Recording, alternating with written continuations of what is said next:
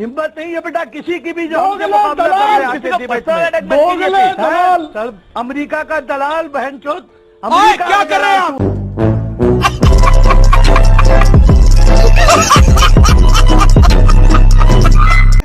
इसका मतलब साफ है कि चोरी पकड़ी गई है और चोरी पकड़ी जाने के कारण वो उनका लोकतांत्रिक अधिकार है भाई। नहीं, लोकतांत्रिक अधिकार नहीं, लोकतांत्रिक अधिकार नहीं है आपको। नहीं, लोकतांत्रिक अधिकार बिल्कुल नहीं है। अच्छा, चोर के समर्थन में मोर्चा निकालना ये कब से लोकतांत्रिक अधिकार हो गया? और उसके लिए अवैध से मोर्चा निकालने के लिए चोरी का आरोप है, चोरी का आरोप है और उसमें बेल पर है वो, उसमें बेल पर है वो, तो उनको ये नहीं कहा जा सकता निर्दोष है वो। अच्छा, हमको सिखा रिया है। तो एक चोर परिवार उसकी चोरी के समर्थन में एक भ्रष्ट संगठन सत्याग्रह कर रहा है। महात्मा गांधी 60 रुपए का जो है सिर्फ हिसाब में जो हिसाब नहीं मिलने के कारण वो भड़क जाता है और एक नकली गांधी फिर चिल्लाने लगे। अमन जी फिर कैसे बोल रहा है? ये व्यग्रता क्यों है चोर कंपनी की? ये चोर कंपनी की व्यग्रता क्यों है? 420 क्यों है? ये 400 चिल्लाते हैं और क्या कारण है? क्यों बढ़ जाता है 420 का? ये 420 समर्थकों का 4 करोड़ पर जैसे चोरी पकड़ी जाती है कोलाहल मचाते हैं। सवाल ये मुझे तो आश्चर्य ये हो रहा है कि महात्मा गांधी और नेहरू की विरासत ढोने वाली पार्टी आज ब्लैक मनी को प्रोटेक्ट करने के लिए सड़कों पर उतर गई। लेकिन एक चीज अच्छा हुआ इससे, आज कांग्रेस को यह एहसास हो गया होगा कि उसके दिए में तेल कितना बाकी है। कितनी जगह निकले, कितनी जगह धरना प्रदर्शन हुआ, खत्म, bye bye, tata, good bye, गया। देश के 40 स्टेट मिला दीजिए जरा, तो कांग्रेस को अपनी हैसियत भी समझ में आ रही होगी। तो इसलिए ग्राउंड पे और काम करने की जरूरत है। प्रदर्शन में कहां लोग निकले ये भी तो देखना है। नेशनल पार्टी है। अरे किशोर तिवारी तो ज्यादा परेशान है भाई ईडी से। किशोर तिवारी जी जहां कुछ गड़बड़ होगी वहां कार्रवाई हो जाएगी। आप ही लोग कहते हैं, संजय राउत का तो कहते हैं कि कुछ पकड़ लो, क्या उखाड़ लोगे? तो अगर कुछ ईडी को कुछ लगता है उखाड़ने वाला तो उखाड़ लेता है वो आकर, और फिर आप कहते हैं कि ऐसा हो रहा है।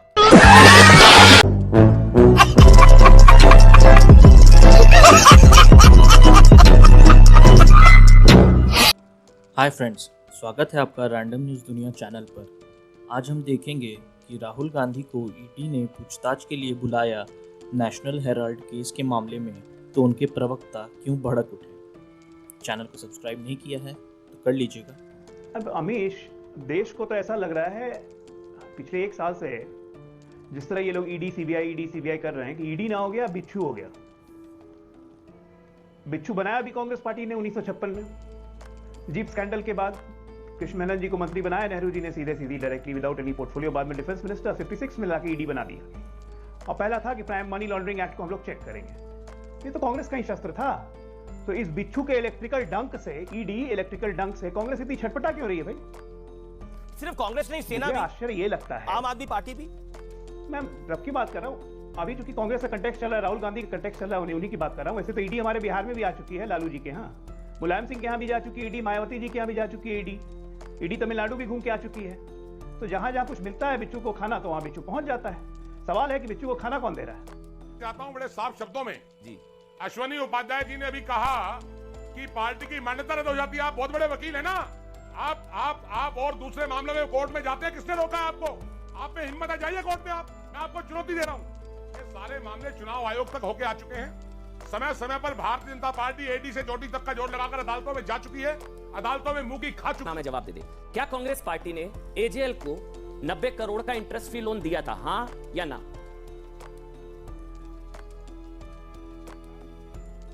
क्या कांग्रेस पार्टी ने एजेएल को 90 करोड़ का इंटरेस्ट फ्री लोन दिया था, हाँ या ना?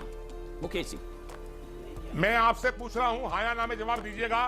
क्या आपके पास, अमन चोपड़ा के पास या पूरे पैनल के पास कोई सबूत है कि राहुल गांधी ने या उनके परिवार ने एक पैसा इससे कमाया? नहीं, मैंने नहीं कहा। मैंने कब कहा? एक मिनट अश्विनी जी, नहीं, मेरे पास नहीं है। मैंने कब कहा नहीं है? नहीं है, मेरे पास नहीं है। मुझे तो आश्चर्य ये हो रहा है कि महात्मा गांधी और नेहरू की विरासत ढोने वाली पार्टी आज ब्लैक मनी को प्रोटेक्ट करने के लिए सड़कों पर उतर गई। लेकिन एक चीज अच्छा हुआ इससे, आज कांग्रेस को यह एहसास हो गया होगा कि उसके दिए में तेल कितना बाकी है। कितनी जगह निकले, कितनी जगह धरना प्रदर्शन हुआ। नहीं है, मैं तो मान रहा हूँ। मैंने कब कहा? मेरे सवाल का देखिए, सवाल का जवाब नहीं है तो आप एक्सेप्ट कर सकते हैं कि मन जी आपके सवाल का जवाब नहीं है, आप मान सकते हैं, कोई बुराई नहीं है। चैनलों पर बैठकर क्या 90 करोड़ का लोन कांग्रेस पार्टी ने एजीएल को दिया, हाँ या ना? मुकेश जी, इतना सीधा सा सवाल है, क्या दिया? अगर मेरी जानकारी गलत है तो मुझे बताइए। नहीं अमन जी, आप गलत बोल रहे हैं। हुआ है कानून के दायरे में हुआ है। नहीं, मैं वो नहीं पूछ रहा हूँ जी। इनके तोते बहुत घूमते हैं। मुकेश जी, अगर मैं गलत हूँ मुझे गलत साबित करिए। पुलिस की एफआईआर अगर मैं मुकेश जी मैं गलत हूँ मुझे गलत साबित करिए। क्या कांग्रेस पार्टी ने 90 करोड़ का लोन दिया एजेएल को, हाँ या ना? देश के 40 स्टेट मिला दीजिए जरा, तो कांग्रेस को अपनी हैसियत भी समझ में आ रही होगी, तो इसलिए ग्राउंड पे और काम करने की जरूरत है। प्रदर्शन में कहां लोग निकले ये भी तो देखना है। नेशनल पार्टी है। अरे किशोर तिवारी तो ज्यादा परेशान है भाई ईडी से। किशोर तिवारी जी, जहां कुछ गड़बड़ होगी वहां कार्रवाई हो जाएगी। आप ही लोग कहते हैं, संजय राउत का तो कहते हैं कि कुछ पकड़ लो, क्या उखाड़ लोगे? तो अगर कुछ ईडी को कुछ लगता है उखाड़ने वाला तो उखाड़ लेता है वो आकर, और फिर आप कहते हैं कि ऐसा हो रहा है। अगर मैं गलत हूं बताइए। नहीं दिया।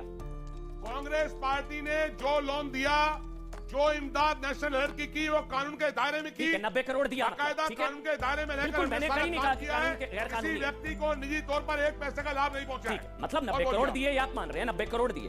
दूसरा सवाल, वो 90 करोड़ का लोन राइट ऑफ क्यों कर दिया, माफ क्यों कर दिया? क्या किया गया, हाँ या ना? मैं आपसे एक सवाल पूछ रहा हूँ। अरे एक बार जो आजादी से पहले आप जवाब भी दोगे, सवाल ही पूछोगे शर्मा जी। शुरू हुआ। अमित शाह आधा घंटे के बाद बोलने दिया, थोड़ा मुझे बोलने देना। देखो, हम तो बीजेपी के साथ 30 साल तक थे। हमारे तो कई सांसद जिसको ईडी अभी परेशान कर रही, 7-7 बार सुन के आए। और जो अंग्रेजों के दलाल हैं वो उस अखबार पर सवाल उठाएं। दलाल वाजिब है? हम आराम से बात कर सकते हैं बिना गाली गलौज धरोहर को, विरासत को, आजादी की विरासत को बचाने के लिए अगर लोन देती है, उसमें आपको क्या दिक्कत है? नहीं, बिल्कुल दिक्कत है आपको। बिल्कुल मुकेश जी, मैंने तो कहा ही नहीं दिक्कत। मैं तो सवाल पूछ रहा हूँ मुकेश जी, आपने माना कि हाँ कांग्रेस पार्टी ने 90 करोड़ का लोन दे दिया एजेएल को, वो माफ क्यों कर दिया? बस ये बता दीजिए, किसके कहने पर माफ कर दिया? किसके कहने पर माफ कर दिया? किसके कहने पर? हमारी किसके कहने पर माफ कर दिया? मुकेश जी, आपको भी पता है किसके कहने पर माफ किया वो लोग? आपके कहने पर माफ नहीं किया। किसके कहने पर किया? मतलब माफ किया, चलिए किसके कहने पर माफ किया? मैंने आपको कहा है। अरे शेयर होल्डर की बैठक बुलाई क्या आपने माफ करने के पहले? बोलने दीजिए। अरे यार, आप मुझसे अब यहाँ अदालती बहस के लिए बैठे हैं क्या? नहीं, मैं अदालती बहस नहीं कर रहा हूँ, मैं बस इतना कह रहा हूँ। आपसे पूछ रहा हूँ, 1 मिनट। अरे रुकिए 1 मिनट। बंगारू लक्ष्मण को आपने पूछा था? बंगारू लक्ष्मण क्यों पीछे पड़ गया? आज की डिबेट पर नहीं है भाई। बंगारू लक्ष्मण ने जब पैसे लिए, अरे शर्मा जी, आपको पता है एजेएल के शेयर होल्डर्स कंप्लेंट कर रहे हैं कि हमको पूछा भी नहीं कौन है उसमें। शांति भूषण, पूर्व कानून मंत्री शांति भूषण जी और मार्कंडे काटजू जी, वो चले गए हैं, वो ये शिकायत कर रहे हैं कि अभद्रता बंद कराया। तुम छोड़ के जाओगे, तुमको भी शादी में बहन की कैसा बजाया? शादी में। अरे चलिए ना, मैं जाऊंगा, मुझे पीछे भी ईडी आ जाएगी, कोई बात नहीं है। अगर मैंने कुछ गलत किया तो ईडी आ जाए। यही पूछ रहे। मैं ये बताइए, बहन पे चले गया। संजय रावत तो आज ये बोल रहे थे, आपके नेता, सुनिए। संजय रावत जी ने आज दिन में बयान दिया कि 1 दिन के लिए ईडी हमारे हाथ में दे दो, इन भाजपा वालों को बता देंगे। तो क्या संजय रावत जी मानते हैं कि कांग्रेस पार्टी ने 1956 से जब से ईडी बनाई तब से लेके आज तक कांग्रेस पार्टी ने इसका गलत इस्तेमाल किया? बोला एक करके, वो अपनी टर्न का वेट कर रहे थे। प्रेम शुक्ला बिल्कुल नहीं बोले, प्रेम से बात कर सकते हैं, बहुत शांति से, संयम से। प्रेम शुक्ला टर्न का वेट, इनकी अमर्यादित भाषा को मैं सह रहा था। हाँ, नहीं, बोलिए आप, प्रेम शुक्ला बोलिए। देखिए, एक साफ तौर पर दिखाई दे रहा है कि एक एफआईआर है, जिस एफआईआर में शेड्यूल्ड ऑफेंस 420 दिखाई दे रहा है कि एक परिवार के 2 सदस्य वो 50 लाख रुपए डालकर एक कंपनी बनाते हैं और 5,000 करोड़ रुपए की संपत्ति, जिसकी वैल्यू आप 5,000 करोड़ बता रहे हैं, उसकी संपत्ति को गलत तरीके से अपने कब्जे में लेने का चीटिंग करते हैं। और इस चीटिंग के आधार पर एक एफआईआर बनती है, जिसके आधार पर शेड्यूल्ड ऑफेंस होने के नाते प्रवर्तन निदेशालय जांच में आता है। उस मामले में इनकम टैक्स ट्रिब्यूनल में जाते हैं, कोई रिलीफ नहीं। हाई कोर्ट जाते हैं, कोई रिलीफ नहीं। सुप्रीम कोर्ट जाते हैं, कोई रिलीफ नहीं। और उसके लिए 2 लोगों का ऑलरेडी बयान प्रवर्तन निदेशालय उसमें दर्ज करता है, उस पर कोई आपत्ति नहीं है।